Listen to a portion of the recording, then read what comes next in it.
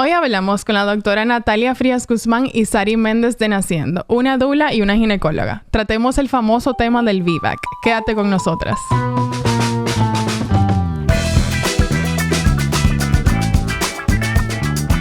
Bienvenidas al Club de las 4 AM, donde hablamos de lo bonito... Ay, ya se me olvidó, señora. Ya yo tengo mucho que no trabajo aquí. Lo bonito, lo feo y lo políticamente no correcto de la maternidad. De este lado, Mónica Leshorn, Not Amber Moon. Ella está un poco ocupada con su trabajo del día a día. Pero hola, soy Mónica, mamá de Milo Galiluca, de 9, 7 y 5 años. 3 chicos que amo. Me tienen enamorada, pero a veces... no me tienen tan enamorada. A veces no. A veces no, pero la verdad es que son lo máximo. Y a mi derecha, aquí está Nicole Rizig, a.k.a. Mami Pulpo. Lo dije al revés. Sí. Ay, me gustó. Que me reconozcan por mi nombre. Los otros días vi un reel que decía de que sí, cuando te llaman en la calle como tu nombre de Instagram, me pasa. Sí. Y me imagino te pasa, Naciendo, ¿cómo estás? Yo soy de casa, Sari Latina. La de Naciendo. Bueno, Mami Pulpo de este lado, como me conocen en las redes, o Nicole Rizig, como me conoce mi mamá, mi papá, mis seres queridos. Es la gente que me conoció de pequeña, la DGI, la Junta Central Electoral y demás instituciones públicas. Mamá de Javi Milo de 7 y 5 años, 2 chicos también muy divertidos, inteligentes y los quiero muchísimo. Y como dice Mónica, a veces uno quiere descansar y por eso estamos en este espacio que es el Club de las 4 AM. Nuestra catarsis. Y antes de entrar en tema, ¿alguien tiene un tantrum? Yo tengo un tantrum. ¿Tiene uno? Sí, señores. Wow. No, yo tengo un tantrum y lo hago mucho, en verdad. Es lo que hablo también en mi cuenta en gran parte, pero sobre el balance, señores. Los días más balanceados, o sea, los días en donde yo quiero hacer más cosas por todas las partes de la rueda de mi vida, son los días más estresantes, porque hoy yo fui en la mañana al trabajo, tuve una reunión, fui a una juguetería a comprar un regalo para un cumpleaños que tienen mis hijos esta tarde. Fui a mi casa a comer sola porque los niños están en el colegio y mi esposo trabaja en el interior. A comer sola para venir para acá a grabar 2 episodios. Para ir al cumpleaños donde están mis hijos, que van a tener que ir con la nana que nos acompaña. Para saludar, todo muy bien, cantar cumpleaños, ir a un torneo de tenis. No, ir a un torneo de tenis. ¿Que tú vas a jugar en el torneo? Que voy a jugar en el torneo. Y luego ir a mi casa a estudiar, porque tengo maestría este viernes. Ok, o sea que no, por lo menos no tiene maestría. Y tú dices, bueno, tú estás apoyando el proyecto familiar con los hijos, el proyecto del trabajo, de tu oficina. Sí, pero ¿a qué cosa? El proyecto de tu hobby, dígase el Club de las 4 AM, el proyecto de tu bienestar, que es jugar el deporte que te gusta, pero aún así estás estresada. Estás estresada. Wow, sí, no. Sí. Suena como, tú lo dices y suena balanceado, pero yo sé que mentalmente es un load muy fuerte. Es una carga. Sí. Es una carga y tú como que desconectada de una actividad a otra, como... 100%, pero... Es fuerte, nada, pero ¿qué te decimos? Te entendemos, te apoyamos y nunca te juzgamos. Hola. Hi. Hola. Ya aquí terminamos con nuestra catarsis. Eso es habitual en el Club de las 4 AM. A veces nos quejamos de los niños, a veces de nosotras, a veces de los maridos, a veces de... Exacto. A veces los tapones. Hasta de profesionales. Exacto. Y bueno, bienvenidas a este espacio que es nuestro hogar, nuestra casita. Ay, gracias. Un gusto. Y en el día de hoy, nosotros queremos primero... Tenemos un tema central, pero yo sé que van a surgir, ¿verdad? Ya nosotros hubiéramos podido grabar un podcast con todo lo que hablamos. Con la tijera que digo. Con todo lo que se habló antes, exacto. Pero creo que es un tema que no hemos tratado aquí en el podcast anteriormente, que es el parto vaginal después de cesárea. VBAC. Sí, se conoce por sus siglas en inglés como VBAC. No sé en español si hay unas siglas como divertidas. No. Sí, pero nada, es muy pesado. Es difícil de Es muy pronunciar, son pesado. consonantes todos. Parto vaginal después, PDVC. exacto. PDVC, wow, Ok. sí. Sí. Y yo vengo de ahí como, vamos a decir así, un poco con, no conocimiento de causa para nada, pero tengo mi experiencia de diferentes criterios y por eso es un tema que a mí me importa mucho tratarlo aquí y que veamos, ¿verdad? Otra cara de lo que muchas personas pueden escuchar o ver o escuchar de profesionales de la salud. Entonces, estamos trayendo también dos perspectivas que pueden parecer similares, pero también son distintas porque la experiencia de una dula de parto y la experiencia desde el punto de vista médico de lo que es un parto pueden ser distintas, ¿verdad? Son distintas. Sí. Y les voy a empezar con mi historia para que quizá de ahí podamos partir y podamos ir preguntando cositas e ir desde el principio, como ir desmenuzando el tema. Yo tuve a mi hijo en el exterior. Yo tuve a mi hijo, mi primer hijo, en Londres. Y en Londres hay una gran cultura de parto vaginal. Con parteras. Sí. Incluso toda mi experiencia durante todo el embarazo fue con parteras. A mí nunca me vio un médico hasta el final, que fue cuando decidieron hacerme una cesárea de emergencia. Yo di a luz a las 41 semanas y 5 días. O sea, ya yo tenía cita para inducción y todo. Y bueno, lo primero es que cuando ya me entran a las 3 de la mañana a una sala ya de cirugía, recuerdo perfectamente que yo tenía mi ilusión de hacer mi parto vaginal. Y recuerdo perfectamente que en ese momento lloré. Y le dije a mi esposo como que no pude.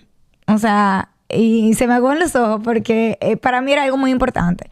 Y la partera, la doctora y la anestesióloga me dijeron, no pudiste, pero puedes poder en la próxima.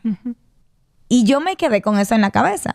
Y ellas me dijeron luego, no, mira, si tu hijo, o sea, si tienen diferencia 1 año, no hay problema. O sea, tú puedes intentar parto vaginal en tu próximo embarazo. Y yo me quedé con eso. Y cuando regresé a República Dominicana y empezamos a vivir aquí, bueno, quedé embarazada del segundo.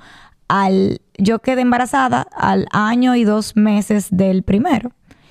Y voy a donde quien era mi obstetra aquí. De cuando yo era adolescente, porque yo, o sea, ni siquiera la vi con mi primer embarazo porque fue en el exterior completamente. Y ahí ella me dijo, no, eso no es una posibilidad. Y aquí. Y me dijo, no, eso no es una posibilidad. Yo no hago parto vaginal después de cesárea. O sea, hay muchos doctores escuchado que te dicen no desde el principio. Sí. Exacto. O sea, tú tuviste una cesárea, pues yo no te... O sea, tú no vas a parir. Sí. Y fue muy tajante. Y yo como que preguntaba por qué. Y como que la respuesta era muy, ¿por qué no? Porque te puede morir. Como te decían cuando tú eras pequeña, como que no, porque yo lo digo. Exacto. Y entonces ahí decidí cambiar de médico. Con mi segundo approach, y que fue la persona que trajo al mundo a mi segundo bebé, él sí se sentó conmigo como a hablarme de, ok, mira, lo podemos hacer, pero bajo esta y estas condiciones. Estos son los riesgos. Me sentí un poco más alimentada, ¿verdad? Y que me dieron más información. Y como que tenía bien claro, como que, ok, ¿por qué algunos doctores no lo recomiendan? Y por qué sus criterios. Su criterio era, y yo luego he leído mucho al respecto, que vamos a decir un criterio conservador, como quiera. Era que luego de las 40 semanas, él nos recomendaba irnos por el parto vaginal. Entonces, o sea, como que si yo daba a luz natural antes de las 40 semanas, como que sí, pero si era después de ahí, no. Por temas de riesgo, de ruptura y demás. Entonces, me quedé con eso. Al final fue cesárea. Programada. Programada también. Programada a las 41 semanas. Okay. Y al final me quedé con esa espinita y Dos como veces. esa espinita dos veces. Es un duelo que uno hace. Es un duelo que uno hace y uno también, o sea, yo me acuerdo que con ese segundo embarazo, una muy buena amiga, que incluso tuvo en el podcast recientemente y tuvo a su tercer bebé recientemente, ella todos sus hijos lo ha tenido por parto vaginal, con el mismo doctor que ella me recomendó incluso, que fue ese último. Y a mí me daba una envidia cuando yo iba a visitar ese bebé a la clínica. Y ella estaba yo la nítida. veía comiendo pastelito y estaba súper bien. Y era una cosa, yo decía, concho, de verdad, eso como que siento que ya sea de manera natural o de manera inducida, ¿verdad? Me lo arrebataron. Y entonces es algo que me gustaría hablar un poquito, que aquí se explique qué es el parto vaginal luego de cesárea, cuáles son los riesgos, cuáles son las oportunidades que se tienen y que partamos desde ahí y de mi Mira, experiencia. antes de que nos mentamos de cabeza el tema, perdón, Sara, No, dale, brinqué, no, tú tranquila. sabes. Pero quise brincar por algo que tú comentaste y lo comentaste en un par de ocasiones. Y te lo escuché ahora y lo he escuchado en un par de mis propias usuarias. O sea, no pude. Mira, cuando no se logra el parto vaginal, y tenemos que desmontar eso. No podemos enfocarlo como que fue un fracaso de la mujer. Pero yo creo que tenemos que sacar, que dejar a de ti te decir... pasa, ¿verdad? Sí, A ti sí, te lo- es que te yo lo creo que dije. tenemos que dejar de pensar que el parto es sacar un bebé por la vagina. Es que cuando quitemos eso de la cabeza, vamos Tú a tener sabes. otro approach Sí, inmediatamente. sí, porque Vuelvo y te te digo. dicen, fue cesárea, pues tú no pariste. Tú no pariste. Exacto. Entonces, no fue que tú no pariste. Bueno, el contexto no se dio por las 801,000 razones que pudo no haberse Exacto. dado. Tú sabes que quizás no vamos a ponernos a desglosarlas ahora. Pero no, porque cuando decimos esa frase y la aceptamos como buena y válida, estamos señalando a la mujer Totalmente. con cierto... Fallaste. Con cierto matiz de culpa. Claro, Digo yo. Claro. Tú Claro. sabes, y no está bien. O sea, sí hay un duelo, sí Totalmente. hay un duelo, porque se generan, o sea, Muchas uno no expectativas. tiene una segunda oportunidad de vivir un primer embarazo, ni tiene una segunda oportunidad de tener una primera experiencia de nacimiento, por la vía que sea. Por la vía ¿Ok? que sea. Ujú. Y cuando hay una separación entre las expectativas y lo que al final pasó, hay un duelo. Sí. ¿Ok? Totalmente. Pero, y eso es correcto, y es bien, y es normal, eso no. Ahora, que haya esa separación entre las expectativas y lo que pasó, debemos dejar de aceptar como bueno y válido esa frase de culpa, no pude. Porque no fue Totalmente. que la mujer no pudo. O sea, Claro. hay muchas aristas analizables de saber por qué no se pudo. Exactamente. Exacto. En vez de no pudo, no se pudo. No se No pudo. se pudo. Exacto. No, y oye, No qué pude, no qué se poderoso eso que tú mencionas, porque, oye, una palabra Totalmente. te puede, como te digo, te puede cargar mucho. Y esas expectativas, como tú dices, también vienen del papel que toda la sociedad le pone, ¿verdad?, a la mujer dentro de este proceso y esa responsabilidad. O sea, uno se siente con una responsabilidad, uno está cargando a su bebé, uno está alimentando a su bebé, uno está nutriendo a un ser que va a llegar a la vida y es una presión muy fuerte. Pero Sí, hasta y qué entra en la punto? maternidad ¿Hasta qué con punto no esa estamos mentalidad? creyendo que en verdad el parto es nuestro? Porque fíjate que sí aceptamos que un médico, un obstetra nos diga, yo hago parto. No hace parto, el parto lo hacemos nosotras. Sí. Él asiste. Él O ella asiste el parto. Yo creo que cuando empecemos a cambiar ese tipo de lenguaje, nosotros vamos a empezar a empoderarnos de este asunto. Que son cositas, pero Son mira, pedacitos, pero hacen diferencia aquí pero es arriba. barrena. Sí, Exacto. sí, sí. Y Al así final van a eres hacer tú. diferencia. Claro, somos nosotras. Claro. Somos nosotros y por eso es que la tribu en todo esto es muy importante. ¿Quién te rodea y quién te acompaña? Yo creo que por ahí que tenemos que partir en todo tipo de parto. Sí. En Desde los efecto, el tetras. procedimiento es asistencia a parto vaginal. Sí, O sea, el ¿y cuándo se procedimiento cambió? es- ¿Cuándo se cambió a hacer parto? No, que de hecho está codificado Sí, como yo asistencia. sé, Al así parto que- vaginal. Asistencia a parto. Ok, O sea, asistencia, parto exacto. Porque abdominal, el parto vaginal se vaginal. asiste. Claro, tú eres un asistente. ¡Wow! Yo no lo había visto así. Totalmente, Pero es un ¿verdad? ¿Tú puedes quejar asistente. Sí, es verdad. Tú estás ahí. ¡Wow! Sí. Gracias a Dios, yo pude tener mis 3 hijos por parto vaginal. Y me acuerdo, bueno, yo hice clases de parto con Mechi. Tomaste, ¿ah? Tomé, exacto. Y no las hice yo.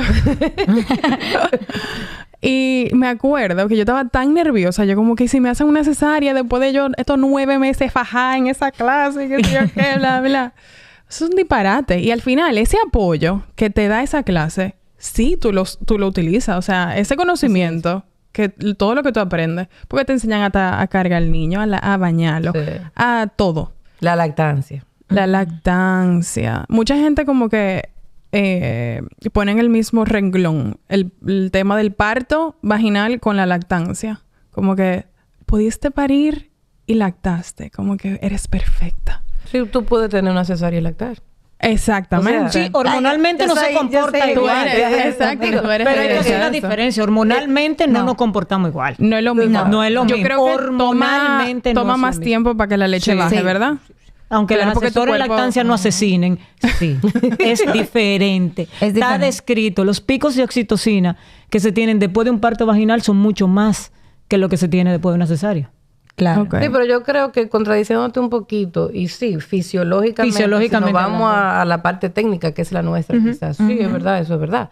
Pero no es que no se pueda. Sí, pero que no, también es que no se pueda. O sea, como que vamos también como que a ver la parte llena del vaso de ambas partes. Exacto. ¿Okay? Yo sí sé, por ejemplo, a mí a veces también me da mi miedito tú te educaste, tú sabes. Cuando tenemos estas mujeres súper educadas, súper empoderadas, desde que cayó ahí hasta el final, que por H o por R, ese plan se tiene que desmontar. Sí. Es más presión. Óyeme, hasta para nosotros. Es muy difícil. Es bien difícil. Claro, sí, es como una pérdida. Independientemente nosotros no necesariamente manifestemos, verbalicemos, gesticulemos algunas emociones, no significa que no tengamos. Claro. Uno como que coge y deja y la maneja. Esa cesárea con 10 centímetros duelen. Esa duelen. Tenés que abrirla. Con 10 centímetros, que ya tú has hecho de todo y la has volteado y la has subido y la has bajado. Y no hay forma. Pero ya uno tiene que ponerse el rol de que, ok, tuvimos que ir por aquí, hay que jumpearte. O sea, hay que resolver. Craso error o craso favor te hago si me pongo a grito contigo. O sea, pero no es que a uno no le moleste el tema. Pero lo que te quiero decir es que sí, es cierto. O sea, la fisiología que hay en el cuerpo, la biología, todos esos eventos que suceden en el cuerpo, en el marco de una labor de parto y de un parto vaginal versus una cesárea, son diferentes. Pero tú te vas por una ruta diferente. Exacto, para llegar al mismo fin. Para llegar al mismo destino. Entonces, vamos a enfocar en la meta. que el acompañamiento es fundamental en ambos casos. Ahí te quería preguntar, por ejemplo, ¿cuál es el rol de una doula en una cesárea? En una cesárea programada, dices, si por ejemplo es programada. Si yo tengo una, yo por aquí o por allá no puedo parir vaginal. O no quiere, que es válido. O no quiero, exacto. Totalmente válido. Y ya lo sé a los 5 meses de embarazo, pero quiero el apoyo de una doula. En el principio, ¿sabes que en cesárea no nos buscan tanto? Es lo primero, pero sí yo he tenido. Lo que hacemos más es informativo. Y ese día, si me lo permiten, que hay médicos que sí me permiten entrar en cualquier... estamos ahí acompañando, porque no es lo mismo. O sea, no es lo mismo tener una gente que sí conozca el proceso y te va a explicar qué va a pasar. Y segundo, esa partecita cuando nos quedamos solos, que papá se va con bebé. Sí. Esos moñoticos son eternos para la que estamos detrás de esa cortinita. Entonces, que tengamos una gente ahí... es súper importante para eso. Ok, mira, ya viene el bebé, ya se lo llevaron, él está bien, pesó tanto, no sé qué, servimos hasta de traductor. Claro. Porque el doctor está centrado en su trabajo. Sí, claro. Es como una paz. Totalmente. Tener a alguien ahí que te está acompañando. Que te está dando apoyo. Entrando un poquito en el tema específicamente, ¿por qué es un tema? O sea, ¿por qué tenemos que dedicarle un podcast a explicar el parto vaginal después de cesárea? ¿Cuáles quizás esos riesgos o esas cosas que ven los doctores? ¿Y cuál es el tiempo recomendado para uno tener esto como una solución viable para un próximo parto? Mira, en tu comentario hay dos preguntas, dos enfoques. Primero, ¿por qué es importante el tema? Es importante porque, en efecto, no es un asunto exclusivo de República Dominicana, pero muy importante aquí. Hemos perdido el pleito de evitar la cesárea primaria hace rato. Y República Dominicana, bueno, las estadísticas están ahí, yo no tengo que repetirlas. están, porque Sí. están publicadas. O sea, los índices de cesárea Pero no está primaria... de más, no está de más que digamos. Ah, O sea, la bueno, OMS habla de que hay que tener entre el 10 y el 12 por país. Es lo que dice la Exacto. OMS. En República Dominicana las últimas estadísticas hablan de un 55 a nivel... Y eso es otro, espérense. ¿Y es Hay por un él? ¿Por espera, qué? Espérate el guau. Hay un 55 en el sector público y casi un 90 en el privado. En el privado. O sea, el guau está en los dos No, números una y después locura. la discrepancia que hay entre un número y otro. Claro. Tú sabes, hay total no locura. solamente que unas estadísticas abrumadoras e incorrectamente altas, sino dispares. Que eso da ahí mucha tela por donde cortar. ¿Ok? Eso es una. Entonces, ¿por qué es importante? Bueno, primero porque porque si tenemos que trabajar, y sí hay iniciativas que apuestan a trabajar para la reducción de esa tasa de cesárea, sobre todo la primera, Ujú. ¿ok? Sobre todo la primera, hay que rescatar, tratar de no perder el pulso con la segunda, la tercera y las demás. Ujú. Entonces, de ahí es que viene que es importante que nos empoderemos del tema del VIVAC, ¿ok? Vamos a ver, los criterios, que es como que entrando a la parte ya más técnica y específica de criterios de inclusión, exclusión, contraindicación, indicaciones, bla. Siempre han sido conocidos. ¿Ok? Yo me formé hace X tiempo, hace un tiempito ya. No hay que El decir. otro día. Sí, no hay que decirlo. Pero siempre, o sea, esos criterios siempre han estado establecidos, siempre han sido revisados por los organismos que nos regulan, le hace las sociedades especializadas y aquellas, tanto las locales como aquellas que tenemos como referente, le hace las sociedades especializadas de países como Estados Unidos, Canadá, Australia, bla, bla, bla. Los criterios siempre lo hemos sabido, pero se ha introducido más hablar de esta posibilidad, por lo menos en nuestro medio, de parto después de cesárea, quizá en las últimas décadas. Y quizá también como respuesta a esa necesidad de que qué vamos a hacer para evitar la segunda. Sí. Ok. Sí, porque, o sea, por ejemplo, la generación de mi mamá, perdón que te interrumpa, la generación de mi mamá tuvo a mi hermana con cesárea y me tuvo a mí luego a los 5 años Ujú. y no había opción. O sea, era cesárea sí o sí. Cesárea por Entonces es lo que te digo, o sea, aunque los criterios siempre lo hemos tenido claro, aún en las épocas que yo me formé, vamos a soltarlo, en los 90, ¿ok? Los criterios existían, tú sabes, pero de ahí a que se implementaran como tal, Era otra cosa. no, Ujú. ¿ok? Y todavía hoy por hoy, ni siquiera aquellas sociedades de las cuales tenemos de referentes, que hay un protocolo claramente, siguen los criterios, Ujú. Sí. los criterios, Sí. tú sabes, pero protocolos que sean así como que más o menos universales y altamente aplicados con respecto al parto vaginal, que nosotros lo tenemos como referencia, ¿ok?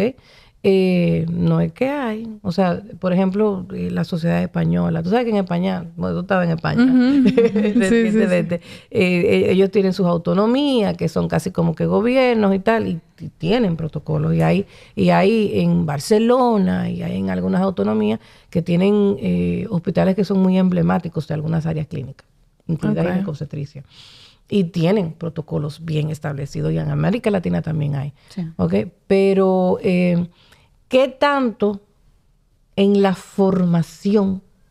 Porque si tú no inyectas esta información cuando nos estamos formando como especialistas, lo que no aprendimos en ese periodo de tiempo lo podemos aprender después, pero nos cuesta más romper con ciertos paradigmas, romper con ciertas Desaprender prácticas, para reaprender. desaprender para aprender otras cosas, ¿ok? Entonces, más o menos por ahí va, ¿ok? Esos criterios que tú me estabas preguntando, que nos preguntaste abiertamente, siempre han estado muy supeditados a qué tiempo pasó Ok.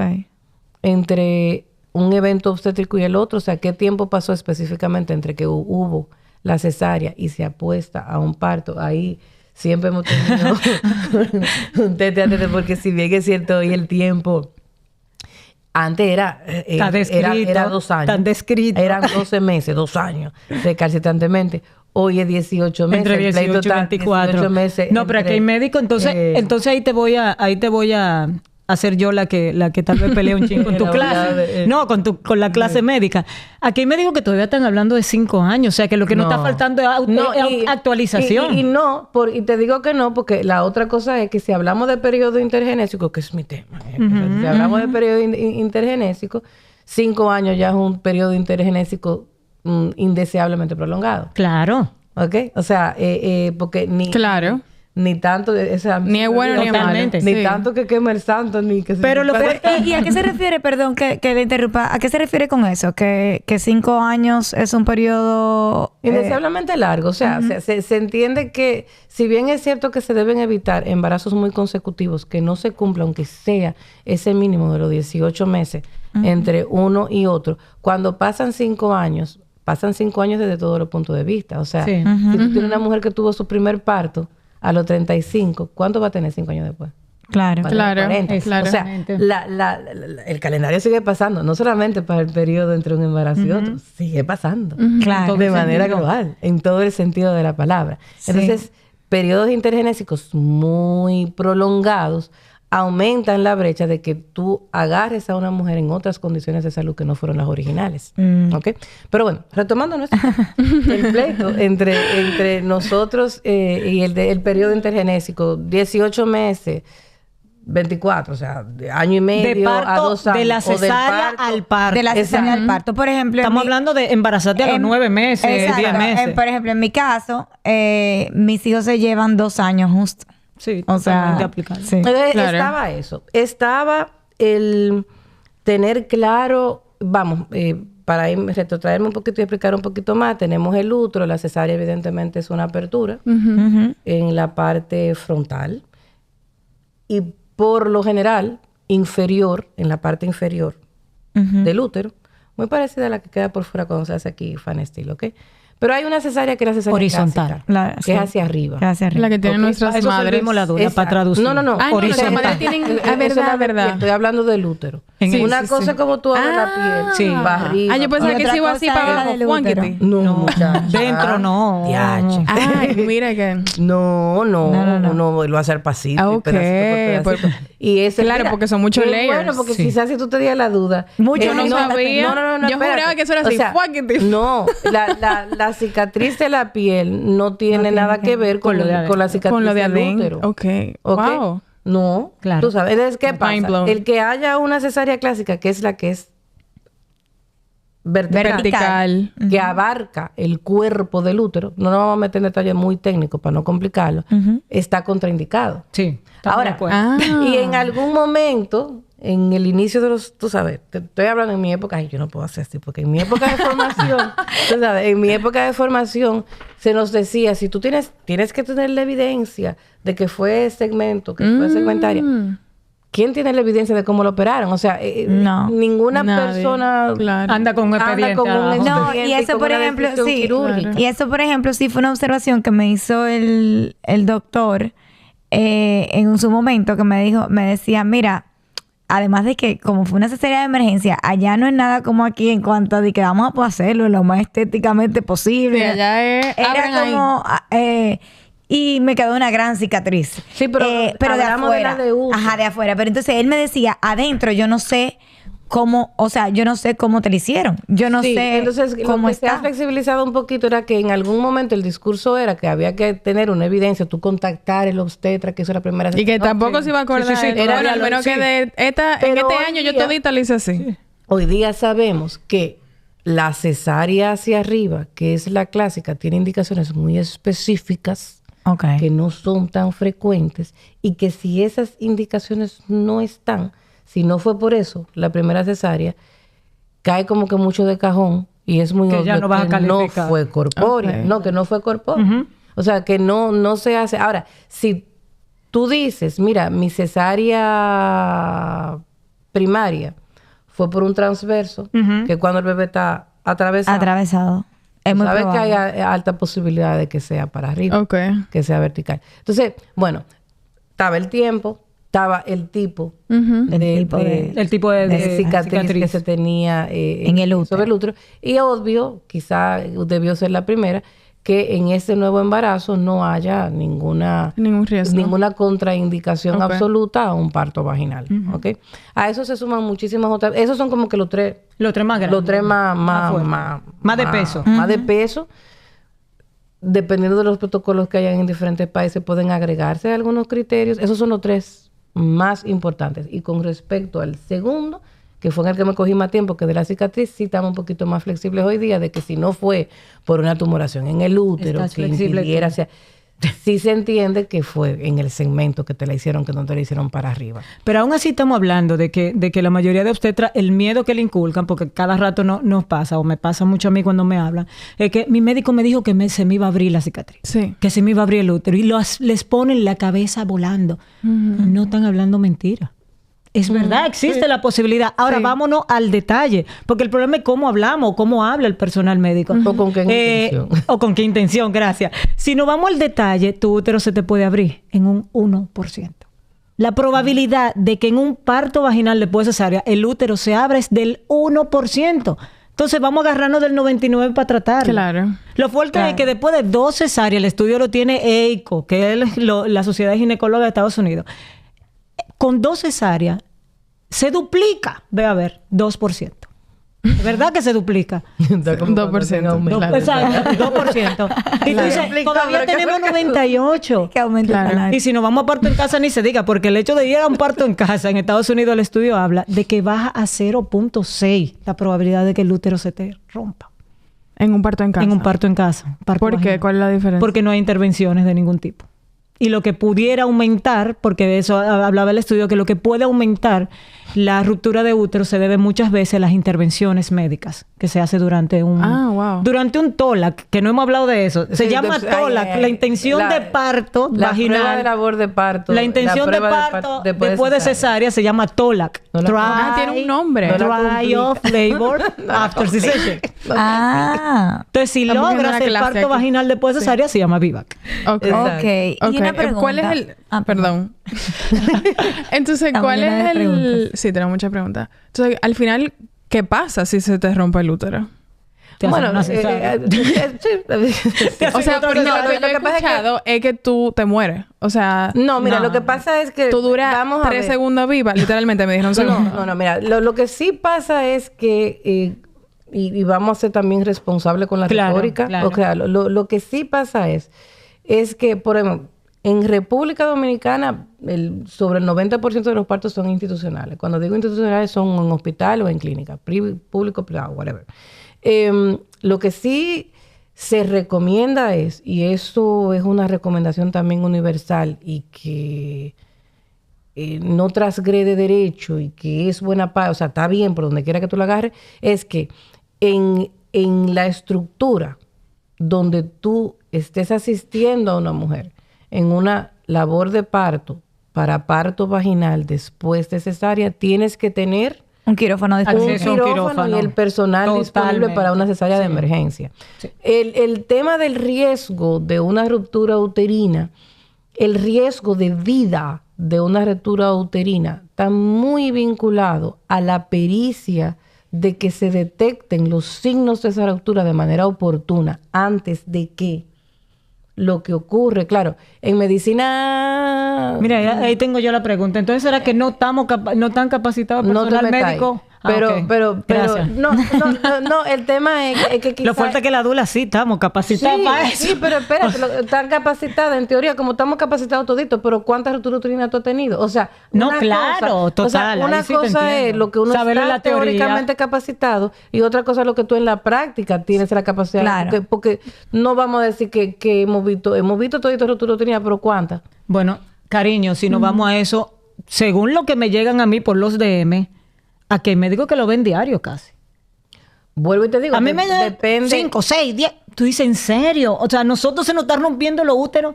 Perdimos la capacidad de No, parir no sé. y se nos está rompiendo el útero Sí, que como no tengo vejiga. información. Mejor no, tú sabes. Pero contigo no. Yo creo que deberíamos, el ONE debería hacer esa estadística. pero Ahora, es pasa que sí, eso.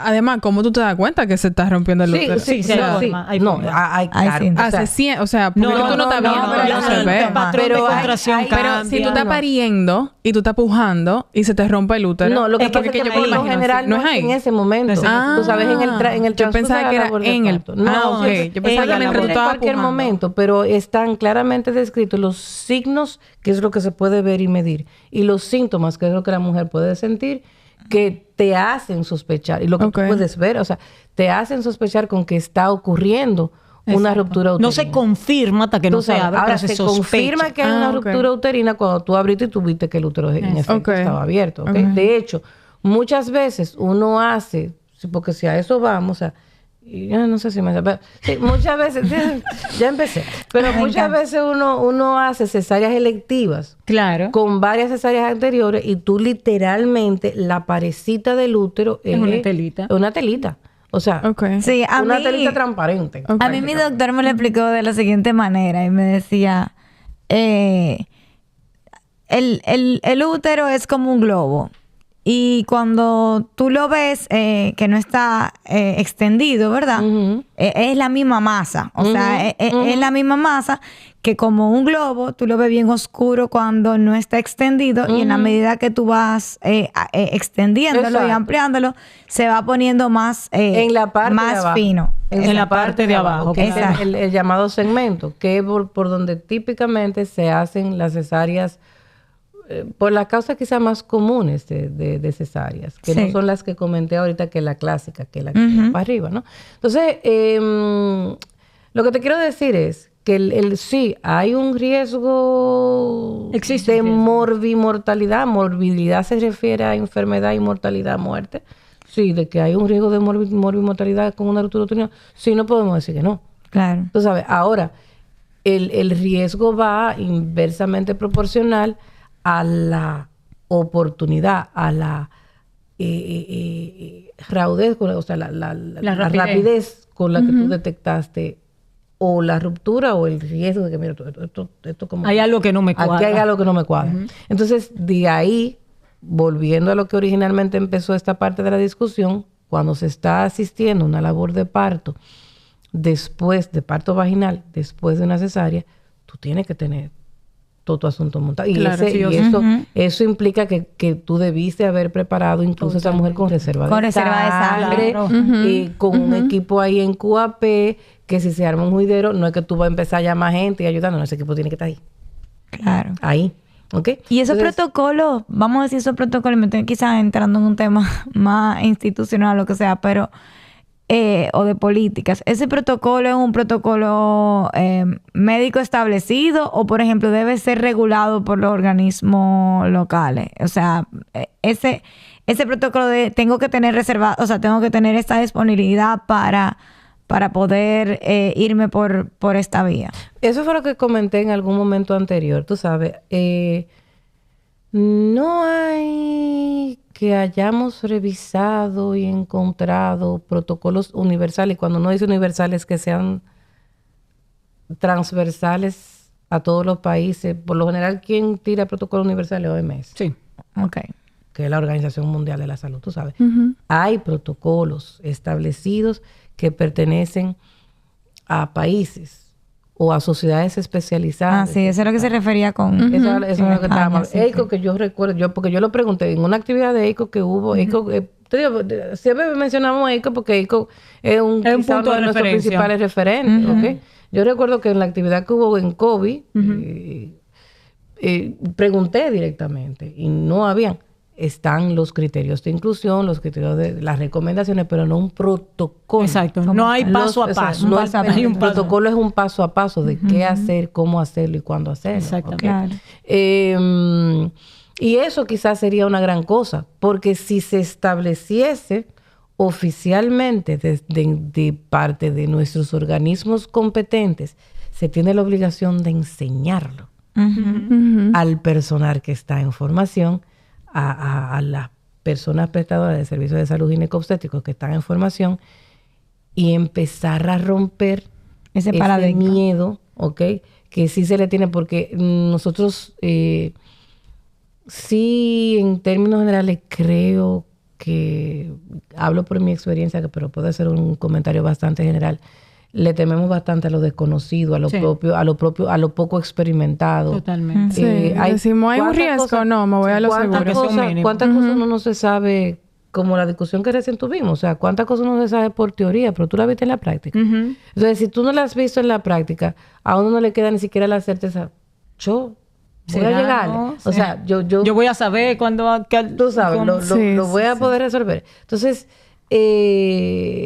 cuando se hacen prácticas responsables, uno incluso toma en consideración la autoevaluación de yo me siento en competencia de manejar esto. Pero yo creo que sería más valeroso decir eso. Claro. Yo no trabajo con VIVAC, vete por donde fulano. Exacto. Un referimiento. Sí, pero y también Y hay gente que lo buena hace, práctica sí. y también se hace.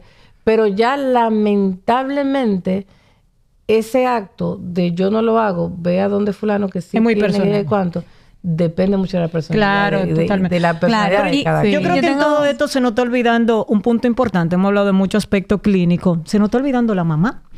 Hay un punto importantísimo en todo esto, Sí. que es, por eso que a mí me gusta mucho trabajarlo VIVAC. Por eso quise especializarme en cédula de VIVAC. Porque las mujeres que quieren intentar un VIVAC tienen una actitud totalmente diferente. Tal vez a la primeriza tiene mucho miedo de que yo no sé a lo que me enfrento. Esta mamá que tal no se ha enfrentado a un parto, tal vez, porque la mayoría de cesáreas primarias son programadas, hay que decirlo, pero está diciendo, yo quiero intentarlo. Y si pasó, genial. Y si no pasó, estoy bien. Y yo me levanto la mano que yo fui una de esas. Pero lo logran la gran mayoría, por lo menos que trabajan conmigo, porque van con esa actitud. Con un plan, pero sin expectativas mayores. Tienen un plan A y un plan B. Exacto. Ok. Y yo lo digo conmigo. Yo me acuerdo que cuando yo me embaracé del tercero, que se supone... ¿Verdad? Estamos sin política. Se supone que él no venía a la cuenta. No. Eran 2 ojos, 2 manos, 2 muchachos. Exacto. Vine otro, lo perdimos, la doctora... Estamos en lo mismo tú y yo. ¡Guau! Llegó el tercero. Entonces, no, y me dieron el chance de arrepentirme, aún así. Ah, wow. Sí, aún así. Me dijeron, la doctora, míralo ahí. Y no, el tercero.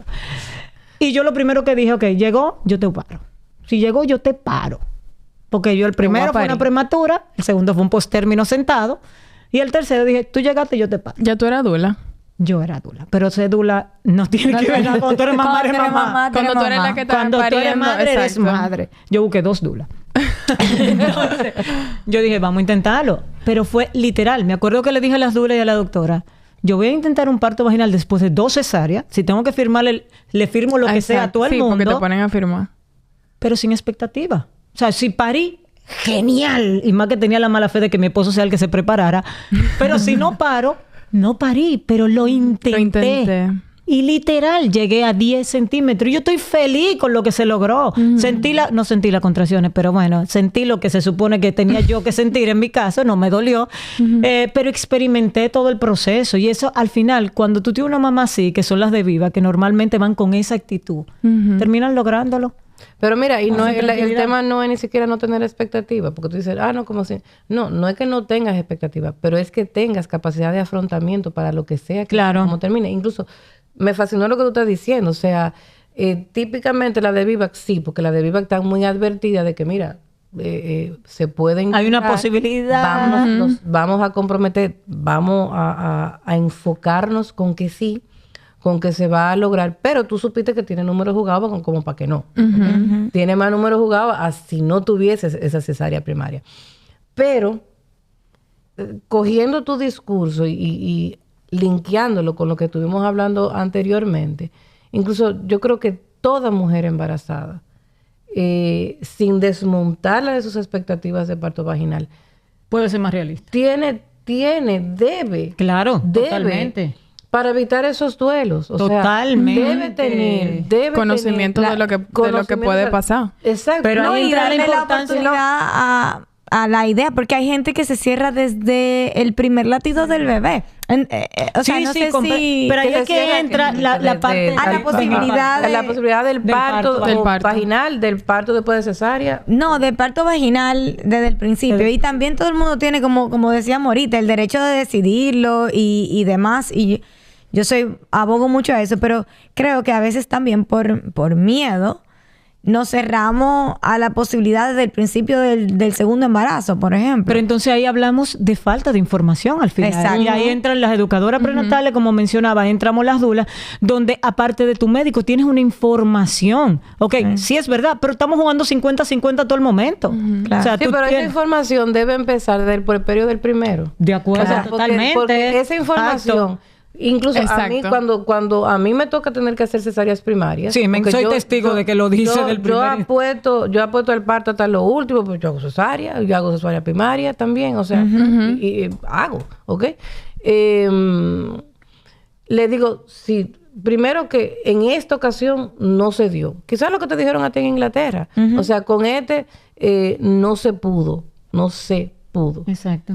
Se podría para el próximo. O le digo, tú sabes que no se haya logrado en esta ocasión, no significa que para los próximos, si quieres tener próximos, no se pueda lograr. Ahora bien, para apostar a eso, tenemos que ser coherentes entre lo que queremos y lo que hacemos. Y ahí viene la parte de consejería contraceptiva, de garantizar que, incluso le digo, que quede claro que si por H o por R, en un futuro tú no te atiendes conmigo, tu útero no tiene, o sea, tiene una cicatriz que no hay problema con que se te pueda dar una oportunidad de parir posteriormente. Informar. Y esa deber nuestro como prestadores de servicios de salud de informar y ese derecho y empoderamiento que tenemos que seguir insistiendo que las mujeres adquieran, de que se le dé esa información, porque hay muchos de nosotros que por lo que sea, no vamos ahora a desflecarnos, tú sabes, por lo que sea, no necesariamente señora, a veces está por timidez, o sea... Sí, no, y que vemos a los médicos como figura autoritaria y lo que diga esa persona es lo que se va a hacer. A veces por lo que sea, no necesariamente todos los especialistas, las especialistas invierten mucho tiempo en la parte de información por múltiples razones y no necesariamente toda de ella mala, pero si tu prestador, si tu obstetra no te está facilitando toda la información que tú sabes que tienes que tener, tú puedes preguntarla. O sea, la mujer le asiste el derecho de preguntar. Y ahí yo también, eso siempre lo digo mucho en las clases, cuando hablo en mi Instagram. Vamos a tomar un chancecito antes de ir a la cita y anotas tus preguntas. Porque estamos yendo a que nos revisen el bebé. Si ustedes se fijan que eso da para un podcast entero. Prioridad siempre bebé. Sí. Prioridad siempre bebé. O sea, nosotros que somos, o sea... un estuche, que tenemos algo, una incubadora. O sea, detrás de todo eso, igual que cuando lactamos, hay una mujer que necesita atención e información. Ay, no, pero nosotros chequeamos a las mujeres también. La chequean de peso. Natalia, tú eres una de las pocas, esto está grabado, pero una de las pocas que se sienta a hablar más allá de barriga. Sí. Okay. Más allá de barriga. O sea, yo he visto citas que te preguntan cómo tú estás, voy a pesarte. ¿Cómo tú estás? La presión tuya está alta. Tenemos que revisar el hierro. That's it. Sí. ¿Ves? Entonces a veces tal vez hay un lloro que tal vez hasta el pollito murió y tú ese día atravesar. Pero es verdad, hay que es un buen tip de anotar tu pregunta antes de tú ir a la cita. Eso al porque la cita no te la ponen de para mañana. Lo hacemos para los bebés. Todo. Lo hacemos para el pediatra, para la cita con el pediatra y no lo hacemos para nosotros. Señora, pero yo con el primero, yo parí y yo no volví al ginecólogo hasta que yo quedé embarazada. No, eso sí no pasa. Eso sí no pasa. No, pero también quedé embarazada una vez también. No pasa. Okay, no, pero yo incluso les digo a las embarazadas, ustedes de que se sientan ahí se les olvida la mitad de la mitad de la agenda con la cual venía. Ve apuntando, ve anotando y trae tu papelito, porque realmente por lo que sea, por distracción, por nervios. Hay mujeres que aún... A mí me sube la presión de que yo... Por una razón u otra igual se ponen nerviosas. Bata blanca, el síndrome de la bata blanca. Yo digo, apunta y trae tu chivo. Claro. Para que no se te olvide. Bueno, yo por decirlo, ahí es que tengo que darle el bombo. Es la única ginecóloga que mis clientas me vienen con presión. Hay que hacer plan de parto. A la 28. ¿Qué Natalia me va a ver? Y yo, calma. Pero mira, eso es importante. Yo lo aprendí también en Londres, eso. O sea, allá era muy importante el plan de parto y te orientan mucho sobre todas las opciones, que si piscina, que si la música, o sea, había muchas cosas. Pero, doctora, le quería preguntar también, porque es importante quizá para nuestras oyentes, que hay algunas que son madres experimentadas, otras que quizás están embarazadas, otras que no piensan tener hijos todavía. y nos escuchan y nos escriben mucho. Hablen un poco de su experiencia de la relación dentro del parto, ya sea cualquier tipo de parto, con una dula. ¿Le hace el trabajo más fácil? ¿Cómo funciona esa interacción? Y no solamente diciendo, obviamente porque Sari está aquí, pero sí como que creo que muchas personas pueden decir como que, ok, ¿qué aporta o cómo se puede sentir, verdad, el doctor también dentro del Y le habla al gremio, parto? porque hay algunos que tienen aprensión. Olvidamos Sí, que eso la te iba a que está decir. sentada Exacto. Porque nos conocimos en trabajo. de hecho, sí, en efecto, sí. Es otra fragancia. O sea, porque no, no, o sea, no tiene solamente, claro, la dula, el rol de la dula está muy dirigida, o está dirigida, quitarle el muy, a la mujer, al bienestar de la mujer en su proceso, a veces ni siquiera solamente que durante la labor de parto, sino durante el acompañamiento del embarazo mismo, de todo ese pródromo de la labor de parto. Y la dula complementa fuera del escenario de la consulta, complementa y aclara y acompaña. Nosotros estamos un ratico. Uno está, qué sé yo, uno está media hora mensual. Nosotras 24/7. Estas mujeres tienen acceso, o sea, la mujer embarazada que tiene una dula contratada, tiene ese acompañamiento blando. Me refiero a blando, ese acompañamiento que no necesariamente tiene que ver con condiciones y síntomas clínicos, que obvio nos llaman a nosotros, o deben llamar a nosotros. Pero toda esa cosa que tiene que ver con el día a día, con la cotidianidad, con la vida real, ¿ok? Ese acompañamiento y ese soporte lo reciben de parte de la dula. Entonces, cuando nosotros tenemos a una mujer que está relajada, Sí. Añoñada. Porque está informada. No nos llevemos al extremo de la ñoñería, porque la ñoñería tampoco es buena. Tampoco es buena. No. Porque, Me encanta que me añoñen. No, porque espérate, tú sabes. Uno le aterriza su cable a tierra. Sí, a veces hay que bajarla. Hay que bajarla. Tú sabes. Entonces, pero cuando tú tienes a esta mujer que está disfrutando su embarazo, ¿ok? Que está informada, que reconoce las cosas que no tienen que ocuparle espacio mental, que no tienen que generarle ansiedad. La información es poder. Eso es mi axioma de vida. Sí. En todo. La información es poder. Tú sabes. Entonces, cuando tú tienes a una mujer así, es una mujer que tú cumples con todo ese periodo de control prenatal smooth, ¿ok? Tienes una mujer que llega a esas últimas semanas con su pródromo de labor de parto sabiendo qué es lo que está viviendo, sabiendo qué es lo que está pasando. No imaginándose, no con esa preocupación de que, what if? Ni esa desesperación de que voy a la clínica. De que... y eso repercute no solamente en esa calidad de vida de la embarazada o de la parturienta, sino que repercute en que todo el proceso de la atención, todo el proceso de la asistencia, ¿okay?, fluya de manera más orgánica, por tanto, de manera más normalizada, ¿ok? Y obvio que cuando las cosas son así, también la presencia de una dula repercute también en beneficio de la atención de la obstetra que está a cargo, ¿ok? Porque tiene a una mujer, está asistiendo a una mujer, tú sabes, con todas estas características que yo mencioné previamente. Y aunque la dula está para atender aspectos blandos de ejercicio, no necesariamente la parte clínica de la parturienta, pero tú tienes como que esa compañía, como que tú tienes como que a esa persona atendiendo eso y tú te puedes como que enfocar y relajar un poquito más en tus aspectos clínicos, de manera quizás incluso hasta un poquito más pasiva. No indiferente. Exacto. Y se hacen unos extraordinarios equipos entre la parturienta, entre quien ella quiere que esté ahí, porque esa es otra. Sí. Uy. entre con quien ella quiere que esté ahí o quien ella no quiere que esté. Sí, nosotros nos encargamos de sacar a ese que no eso quiere es tan estar ahí. importante porque tú no quieres ofender a nadie. Quien no. Sí. La duda, te ayudan a decir que no. La enfermera, o sea, como que todo fluye. Entonces, definitivamente que no. Nada que es un aliado. O sea, de hecho, yo estoy totalmente convencida por la experiencia que tengo trabajando con ellas en plural, ¿ok? Que dentro de las estrategias para prevenir todas estas circunstancias que nos llevó a juntarnos aquí esta tarde, yo creo que las duras tendrían un espacio. Está descrito dentro de los estudios. Tendrían un espacio y se les debería de reconocer ese espacio y formalizarlo de una manera u otra aquí. No existimos, legalmente las dulas no existen en aquí. este país, no, en este país no existe. Tú sabes. Entonces, no existimos. Pero sí, o sea, no sé si responde a tu pregunta. Sí, pero, sí.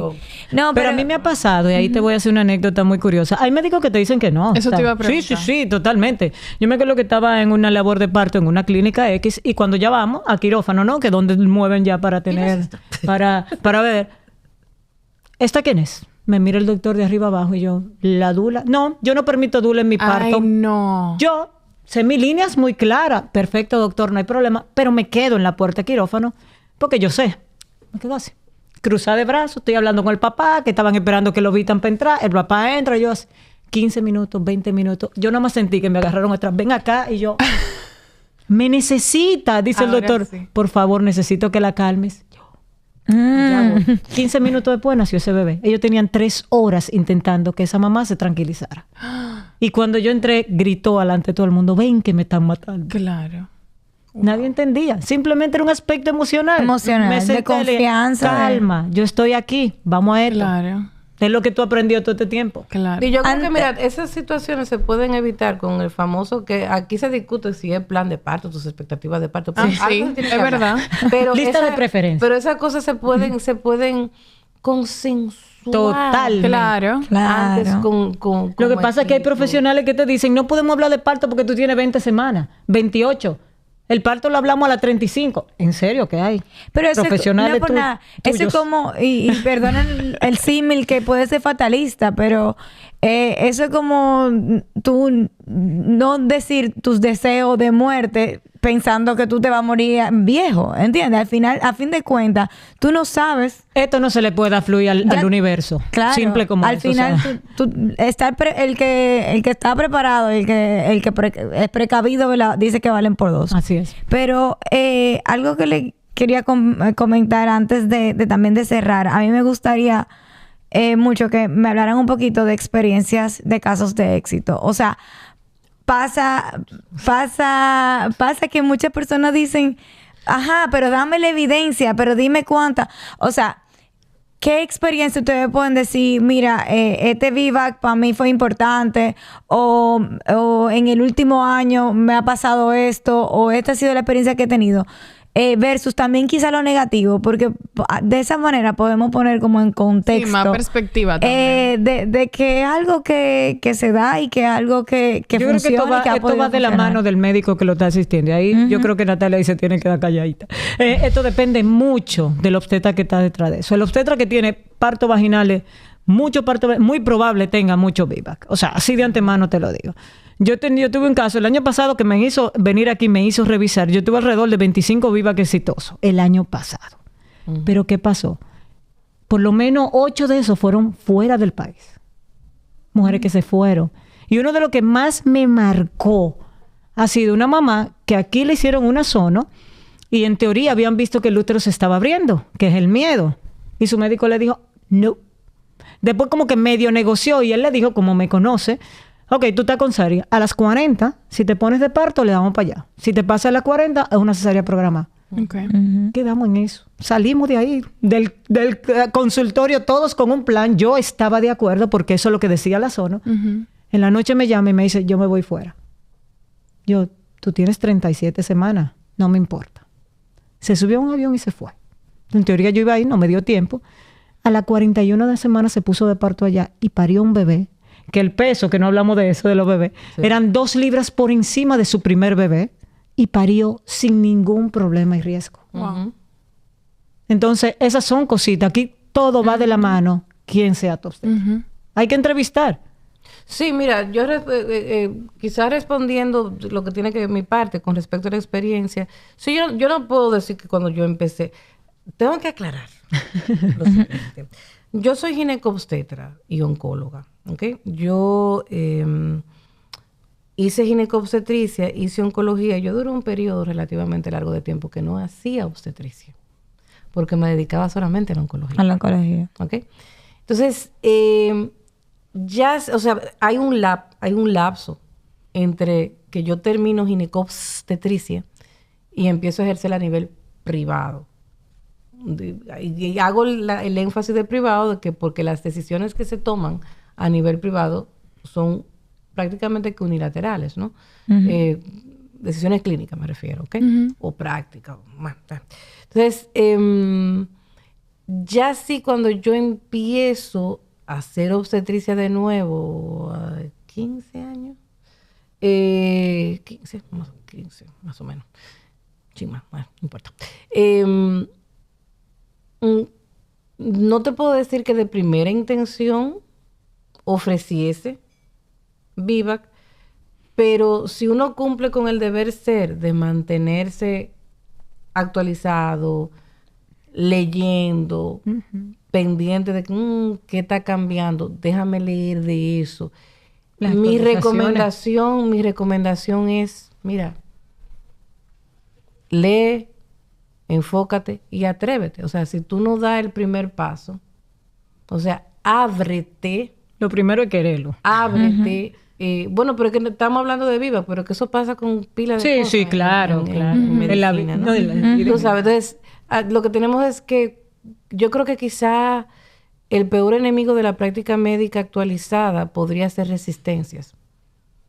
Resistencia al cambio. La resistencia al cambio. Y yo no creo que eso sea solamente de medicina. No, en todo. Sí, en todas las carreras. Entonces, y sí, o sea, y tú te vas como que te lanzaste, tuviste tu primer caso y ya, sí, yo atiendo VIVAC sin ese miedito. Sin esa aprehensión, porque vamos a ser honestos en el discurso. O sea, cuando tú empiezas de venir de una práctica que no se hacía, después de no hacer obstetricia, tú sabes, yo no te voy a decir que yo estaba feliz y happy de primera intención con aceptar esa atención clínica, pero hay un deber de actualizarse. Lo que no se recomienda, tú sabes, es que uno se tire a la práctica de la cañona sin haber revisado. Claro. Sin haberte actualizado, sin haber estudiado, sin no dejarte acompañar. Aplica para los ginecólogos y las dulas. Tú sabes, déjate acompañar. Claro. Habla con tus colegas. Nosotros trabajamos mucho en equipo y todos tenemos como que ese par con el que típicamente, par o más, ¿ok? Con el que típicamente trabajamos. Y el asunto es ese, o sea, quizá esa fue mi experiencia. O sea, mi experiencia fue que yo empecé así, o sea, siendo honesta y en blanco y negro. Y hasta ahora... No, y para eso también ayudamos a los médicos, nosotras, la Lula, porque el hecho de que el médico tal vez no esté encima de esa mamá, tal vez observando demasiado, lo hace relajarse, irse, volver. Entonces ya ve que hay un seguimiento de la labor. Porque que nosotros, independientemente, y se lo digo a muchos médicos que tal vez tengan la presión, estamos capacitadas para ver alarma. O sea, a mí cosas que no me cuadran. Doctor, venga, mire, vamos a ver, vamos a chequear. Yo misma le he dicho al doctor que me han jalado. No me cuadra. Me dijo, ¿qué tú crees? No me cuadra. No me cuadra. No me cuadra. Yo no le voy a decir a un doctor, hágale una cesárea. No me está cuadrando este asunto. Es mantener siempre la coherencia. La coherencia y yo creo que otra de los grandes flagelos, no de la práctica, sino que de nuestra humanidad, los extremos, los extremismos. O sea, mantener la coherencia. Exactamente. La coherencia. O sea, sobre lo que se sabe, sobre esa evidencia que estudiamos, sobre lo que tú estás viendo en ese caso en particular. Es particularizarnos, tal vez. Particularizar esa atención. Y en mi opinión, cierro quizá esa última pregunta. Yo creo yo estoy segura que ya en el país somos muchos que tenemos cierta experiencia que debiésemos documentar. Y cuando digo documentar es investigar. Ya toca. Debiese promoverse algún tipo de levantamiento de información. Claro. Para que haya numerito para con hablar. números se pueda hablar, no de la experiencia de Sara, Claro, de la totalmente. experiencia de Natalia Frías, sino de la experiencia de la obstetricia en nuestro país con respecto a la atención del VIVAC. Porque se está haciendo hasta con 2 cesáreas. Y esto no se habla y no se documenta lo que está pasando con todo y eso. como le digo, muchas personas también trabajan con, bueno, dame los números, dame Claro, sí, hay información, gente que dame necesita. datos, dame evidencia. Y eso de verdad fortalecería muchísimo más la información oportuna para las madres dominicanas. Así es. Queremos darle muchísimas gracias por venir, iluminarnos con este tema. Me encanta. Nos quedamos con muchas preguntas. Sí, pero me encanta este tipo de conversación y sobre todo cuando hay 2 profesionales, ¿verdad?, de áreas distintas que demasiado pueden enfrentar interesante. sus conocimientos y sus experiencias y que lleguemos a un espacio en donde todo el mundo, ¿verdad?, pueda ser escuchado y pueda también brindar su opinión sobre temas tan importantes como esto y de que tenemos que seguir hablándolos y tenemos que seguir teniéndolo en la palestra. A la orden. Gracias, siempre. Sari. Gracias, Un placer. Natalia. Gracias. Y ya saben, nos vemos el lunes que viene. Chao. Chao.